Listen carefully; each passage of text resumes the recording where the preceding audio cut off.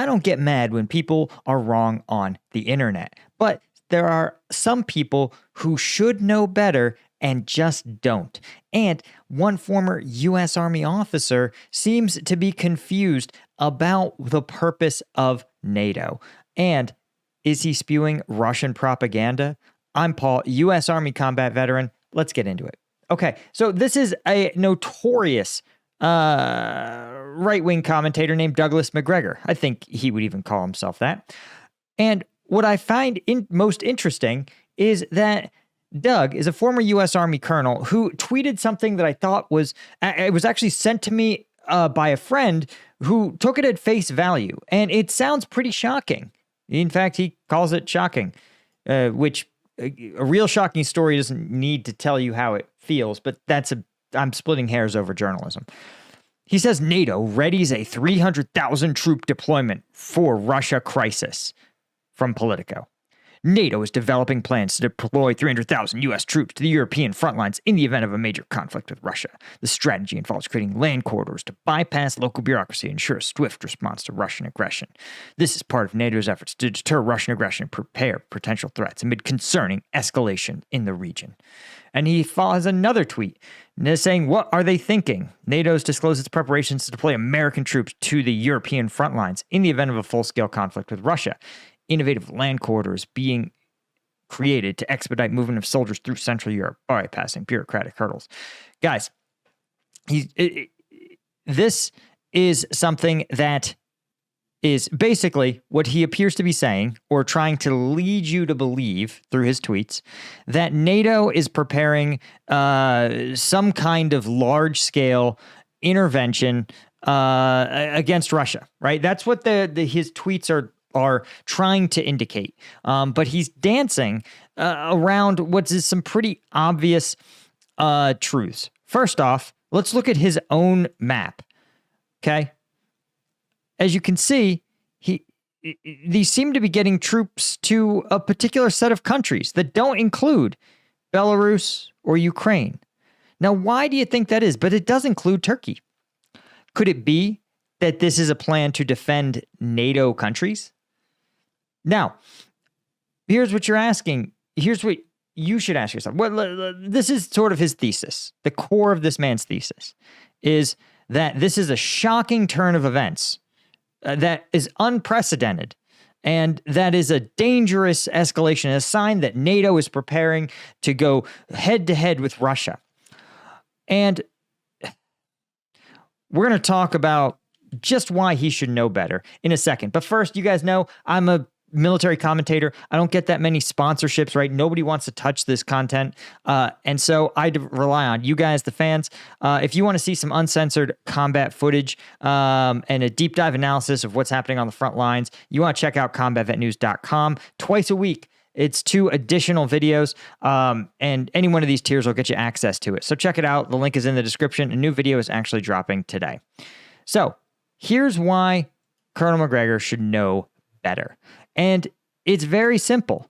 The fact is that, one, NATO has had battle plans in various forms to counter Russian aggression for at least 10 years. Here is a NATO readiness action plan from 2016 that includes fighter jets on air policing patrols, deployment of ground troops to eastern parts of the alliance on a rotational basis, AWACS continually in the air, maritime patrols, Eastern European forces sent to Eastern Europe, and hundreds of exercises, right?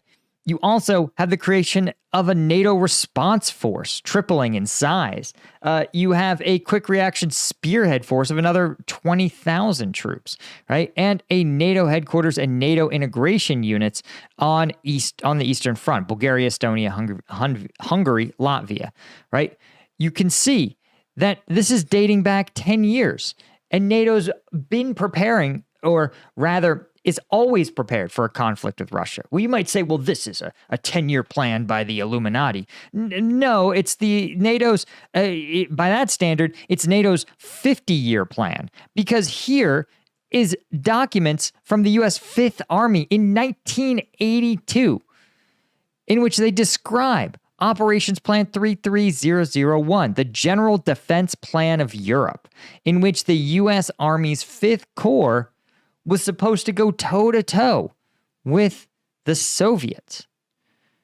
Guys, it's almost as though NATO has always, through its entire history, had a battle plan in place to counter aggressors, particularly Soviet and Russian aggressors. And this is something that, I'm being facetious here, I'm being sarcastic. This is something that any officer over about the level of captain should know. This is the core reason NATO exists. And in what parallel universe do you think a military alliance isn't going to come up with a battle plan? This would be like recruiting a D1 football team, an elite football team, but then never having a single playbook. Just being like, hey, go out there on the field and have fun, guys.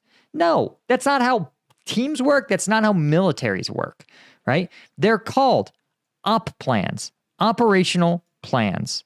They are how to confront possible threats in your environment. And for NATO, the most pressing threat is Russia. Now, is Russia going to invade this week, this month, this year? Pretty unlikely. Why? Because you may notice the Russian military is occupied or occupying. The entire Russian military is tied up in eastern Ukraine. They have a skeleton crew running the rest of their country, right?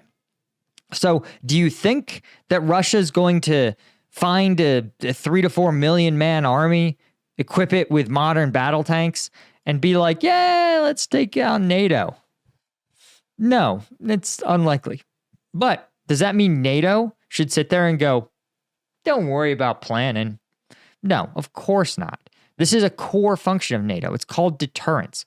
NATO deters Russian threats by having these plans. This is one of the reasons why that the U.S. military in the Cold War stationed an absolutely eye-watering number of troops in what was called the Fulda Gap.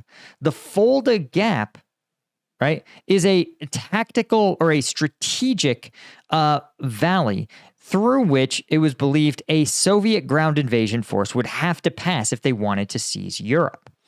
And while it was kind of sort of true, you could see it here, it's called 7 Days to the Rhine.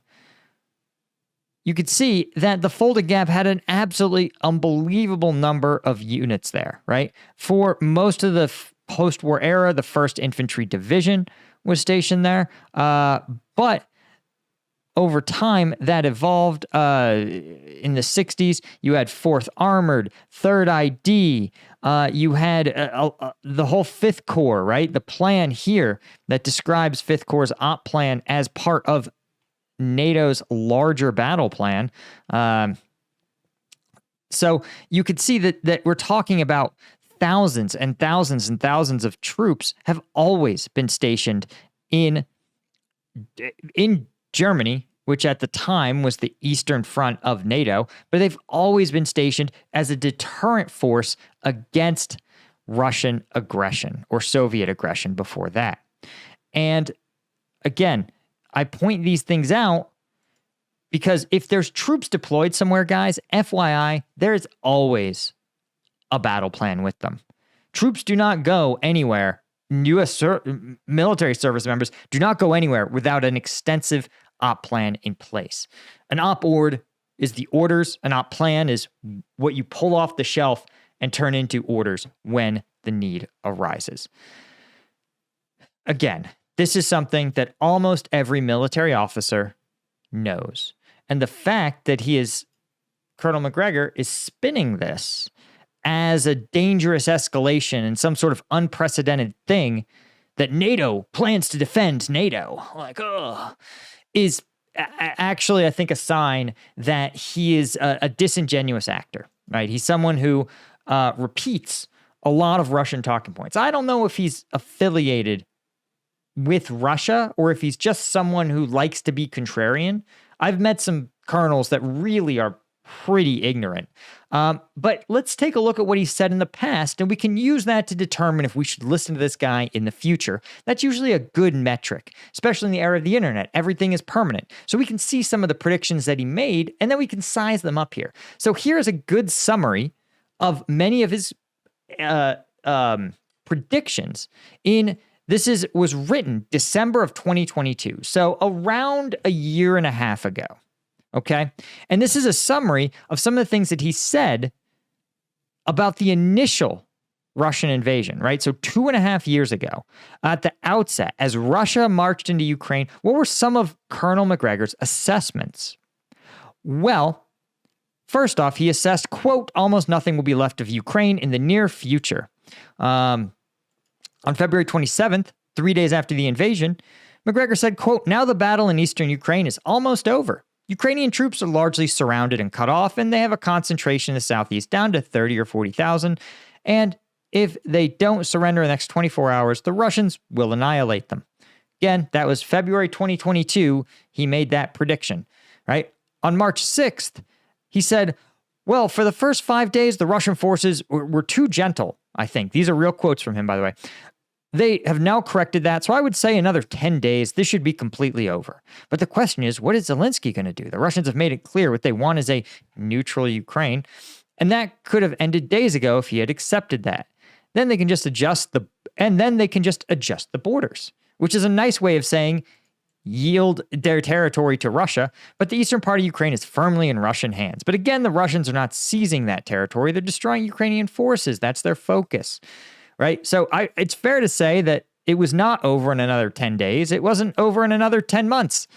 And that the Russians are, in fact, absolutely, the Russians are not seizing territory, was Macgregor's quote. In fact, they ended up annexing that territory, declaring it part of Russia.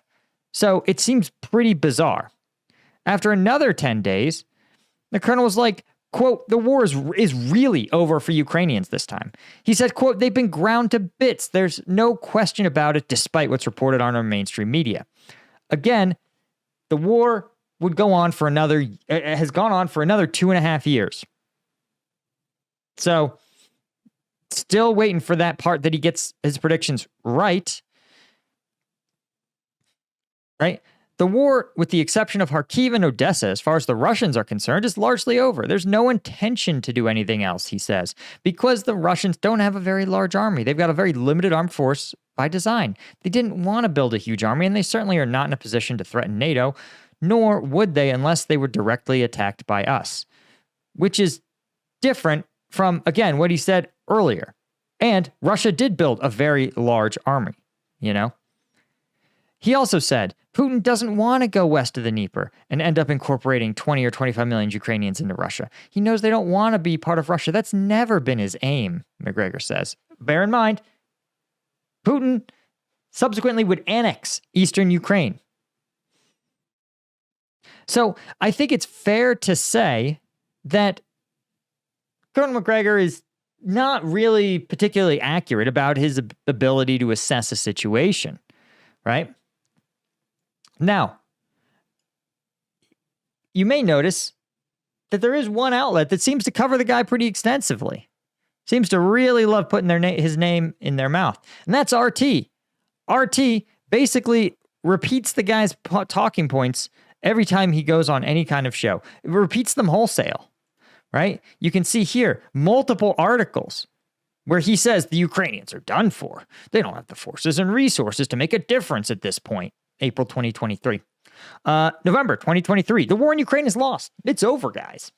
Again, it's been going on for the Ukrainians have been doing just fine in 2024, right? The ending Ukraine conflict now is the smartest thing we can do. August of 2023. So I point this out because this guy has a real history of being really wrong, like really comically wrong. So should you, listen to this guy? No. What you should ask yourself, though, is how can someone with this level of knowledge spew some talking points that are this disconnected from reality? Anyway, guys, that's all I had. Thank you so much to the Colonel tier members at combatvetnews.com. New video drops today. And be sure to like and subscribe. I'll see you guys in the next one. Cheers.